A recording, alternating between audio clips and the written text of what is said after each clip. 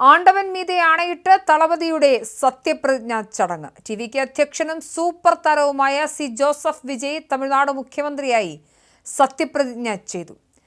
C Joseph Vijay എന്നും ഞാൻ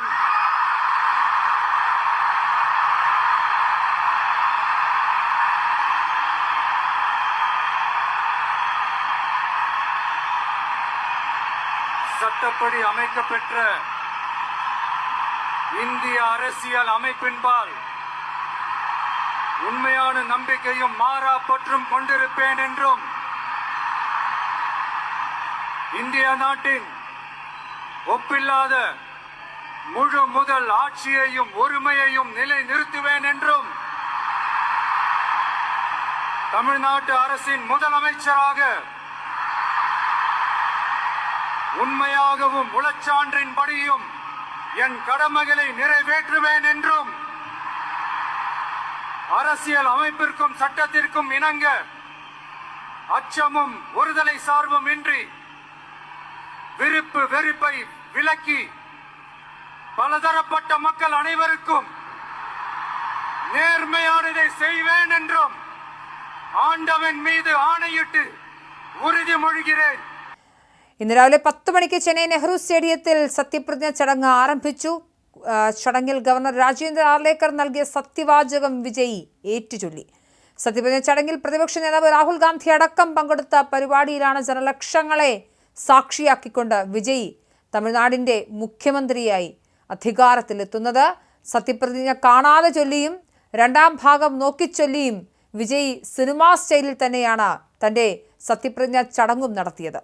നിരവധി താരങ്ങൾ അടക്കമുണ്ടായിരുന്ന സദസ്സിനെ നോക്കി വളരെ വ്യക്തമായി തൻ്റെ നിലപാടുകൾ ആവർത്തിച്ച് പറഞ്ഞുകൊണ്ടാണ് അദ്ദേഹം ആണ്ടവനെ തൊട്ട് താൻ ഇനി ചെയ്യാൻ പോകുന്ന കാര്യങ്ങൾ ആണ്ടവൻ സാക്ഷിയാക്കി സത്യം ചൊല്ലിയാണ് അദ്ദേഹം തമിഴ്നാടിൻ്റെ മുഖ്യമന്ത്രി പദത്തിലേക്ക് എത്തുന്നത്. എന്തായാലും വിപുലമായ ചടങ്ങായിരുന്നു ഒരുക്കിയിരുന്നത്. ചടങ്ങിന് സാക്ഷിയാകാൻ വിജയുടെ കുടുംബാംഗങ്ങൾ, ടിവിക്ക് പ്രവർത്തകർ, തൃശ്ശി അടക്കമുള്ള സിനിമാ താരങ്ങളും ഒക്കെ എത്തിയിരുന്നു. വലിയ താരനിരയാണ് ഉണ്ടായിരുന്നത്. 120 MLA-മാരുടെ പിന്തുണയോടെയാണ് ടിവിക്ക് സർക്കാർ രൂപീകരിക്കുന്നത്.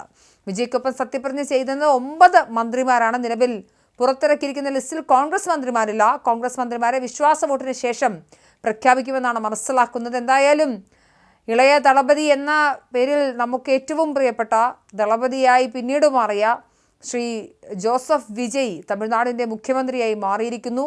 അന്തർമുഖനായ ഒരു ചെറുപ്പക്കാരൻ ഒരു പാർട്ടി രൂപീകരിച്ച് 2 വർഷമായാൽ എന്ത് ചെയ്യും എന്ന് കളിയാക്കിയവരുടെ മുന്നിൽ 2 വർഷമല്ല, ഞാൻ തമിഴരുടെ മനസ്സിൽ വർഷങ്ങളായുള്ളയാളാണ്, അതുകൊണ്ട് 5 ദശകങ്ങൾ നീണ്ടുന്ന തമിഴ്നാട് രാഷ്ട്രീയത്തിനും അപ്പുറമായി വളർന്ന വ്യക്തിയാണ്, 2 വർഷം മതി എനിക്ക് തമിഴ്നാടിൻ്റെ മുഖ്യമന്ത്രിയാകാനെന്ന് ജീവിച്ച് തെളിയിച്ച വ്യക്തിയാണ്. എന്തായാലും ജനലക്ഷങ്ങളെ സാക്ഷ്യപ്പെടുത്തി വിജയ് അങ്ങനെ തമിഴ്നാടിൻ്റെ മുഖ്യമന്ത്രിയായിരിക്കുന്നു. 9 മന്ത്രിമാരിൽ ഒരു വനിതാ മന്ത്രി ഉൾപ്പെടുന്നുണ്ട്. സെൽവിയസ് കീർത്തന എന്നൊരു 29കാരിയാണ്. ഏറ്റവും പ്രായം കുറഞ്ഞ മന്ത്രി എന്ന പ്രത്യേകതയും കീർത്തനയ്ക്കുണ്ട്. ശിവകാശിയിൽ നിന്നുള്ള MLA കൂടിയാണ് കീർത്തന. ടിവിക്കയുടെ ഏറ്റവും പ്രായം കുറഞ്ഞ വനിതാ MLA-യും കൂടിയാണ് ഇവർ. എന്തായാലും തമിഴ്നാട് മുഖ്യമന്ത്രിയായി സത്യപ്രതിജ്ഞ ചെയ്തിരിക്കുകയാണ് വിജയ്. ഒപ്പം 9 മന്ത്രിമാരും ചുമതലയേറ്റു. ദൈവനാമത്തിലാണ് വിജയുടെ സത്യപ്രതിജ്ഞ.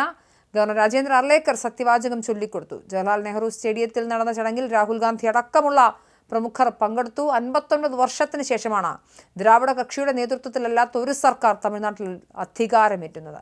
തമിഴ്നാട് രാഷ്ട്രീയത്തിലെ ചരിത്രം തിരുത്തി കുറിക്കപ്പെട്ട നിമിഷം. സിനിമയിലെ ഇൻട്രൊഡക്ഷൻ സീനുകളെ വെല്ലുന്ന മാസ് എൻട്രിയായാണ് വിജയ് എത്തിയത്. രാഷ്ട്രീയ എതിരാളികളുടെ കണക്കുകൂട്ടലൊക്കെ തെറ്റിച്ചുകൊണ്ടാണ് ജോസഫ് വിജയ് എന്ന തമിഴകത്തിൻ്റെ പ്രിയപ്പെട്ട ദളപതി, തമിഴ് മക്കളുടെ മുതൽവർ മുഖ്യമന്ത്രി പദവിയിലേക്ക് എത്തുന്നത്. സിനിമയിൽ നമ്മൾ കണ്ടു ശീലിച്ച ഒരു രക്ഷകൻ ഇതാ യഥാർത്ഥ ജീവിതത്തിലും അവതരിച്ചിരിക്കുന്നു. തുടക്കം മുതൽ ഒരു രക്ഷകൻ പടം കണ്ട അതേ ഫീലിൽ ഏറ്റവും ഒടുക്കം തമിഴ്നാട് മുഖ്യമന്ത്രി എന്ന പദവിയിലേക്ക് ജോസഫ് വിജയ് എത്തിയിരിക്കുന്നു.